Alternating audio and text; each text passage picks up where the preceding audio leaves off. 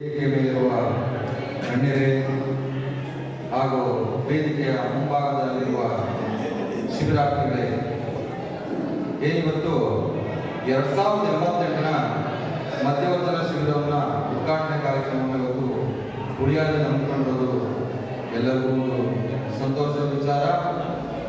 ಈ ಕಾರ್ಯಕ್ರಮ ಒಂದು ಕುಟುಂಬವನ್ನು ರಕ್ಷಣೆ ಮಾಡುವಂತಹ ಕಾರ್ಯಕ್ರಮ. ಯಾಕೆ ಅಂದರೆ ಇವತ್ತಿನ ಕಾಲದಲ್ಲಿ ಒಂದು ಕುಟುಂಬದಲ್ಲಿ ಏನು ಯಜಮಾನ ಇರ್ತಾನೆ, ಅವನು ಕುಡಿತ ಚಟಕ್ಕೆ ಬಲಿಯಾಗಿರ್ತಾನೆ.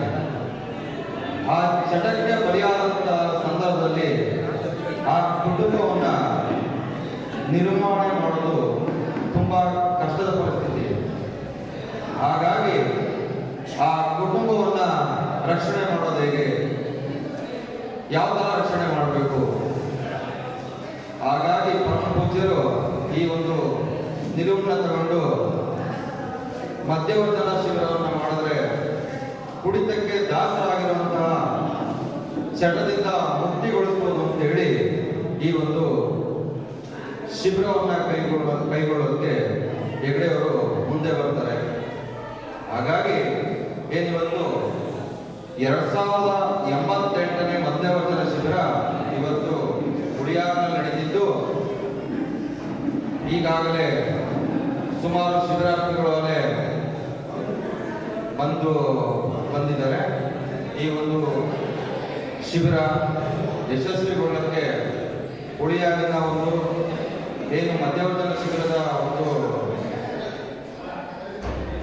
ಕಾರ್ಯಕ್ರಮವನ್ನು ಹಮ್ಮಿಕೊಳ್ಳೋಕ್ಕೆ ಒಂದು ವ್ಯವಸ್ಥಾಪನಾ ಸಮಿತಿ ನಿರ್ಮಾಣ ಮಾಡಿ, ಈ ಒಂದು ವ್ಯವಸ್ಥಾಪನಾ ಸಮಿತಿಯಲ್ಲಿ ಎಲ್ಲ ಸಂಘ ಸಂಸ್ಥೆಗಳ ಪದಾಧಿಕಾರಿಗಳು, ಪಟ್ಟಣ ಪಂಚಾಯತ್ ಸದಸ್ಯರಾಗಿರ್ಬೋದು, ಧರ್ಮದರ್ಶಿಗಳಾಗಿರ್ಬೋದು ಹಾಗೂ ರಕ್ಷಣಾ ವೇದಿಕೆಗಳಾಗಿರ್ಬೋದು, ಎಲ್ಲರ ಸಹಕಾರದಿಂದ ಮಧ್ಯವರ್ಜನ ಶಿಬಿರ ನಡೀತಾ ಇದೆ.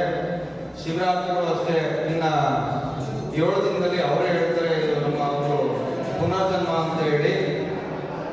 ಈ ಒಂದು ಕಾರ್ಯಕ್ರಮ ಶುಭವಾಗಲಿ, ಶಿಬಿರಾರ್ಥಿಗಳಿಗೆ ಶುಭವಾಗಲಿ ಅಂತ ಹೇಳ್ತಾ ನನ್ನ 2 ಮಾತನ್ನ